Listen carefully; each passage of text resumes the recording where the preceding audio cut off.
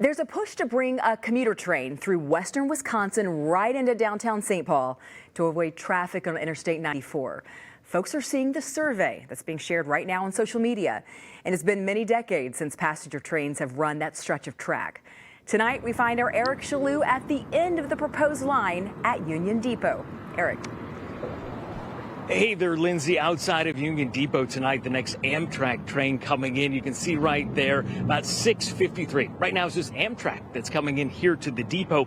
So this proposed passenger line would run from here about 80 miles to the east to Eau Claire, Wisconsin. There's no price tag on it just yet, but expected to see federal and state tax dollars that would have to go towards it. And we've been reporting how federal tax dollars when it comes to transit has been a hot button issue.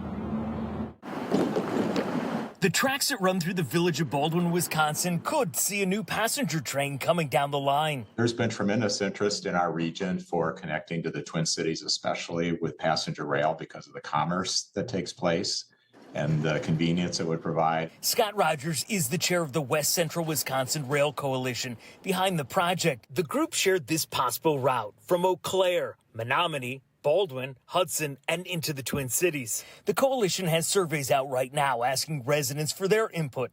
The first step, funded in part by a $500,000 federal grant. In order to do more research, the coalition is asking Wisconsin lawmakers for upwards of $390,000. Which is where you really get into the detail of stations, equipment, how fast and how many trains would run, all those kinds of details. One of those details yet to be determined is a price tag. So it would definitely have to come from federal funding, state of Wisconsin funding, and a little bit of Minnesota funding?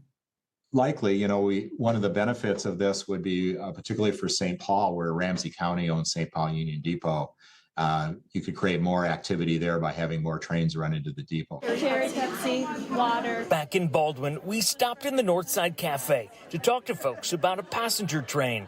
In the past, what were your objections to? Just the cost, maybe, or? Well, we like the small community, and we don't want to lose that. But now Jerome Holman wants to hear more about it. Well, Brad Hopper, retiree, wishes a train was around when he made the drive west. I've always thought it was a great idea because, there's a lot of people that commute from this area. Baldwin's village president told me right now that city leaders are on the fence. They want to know more about it.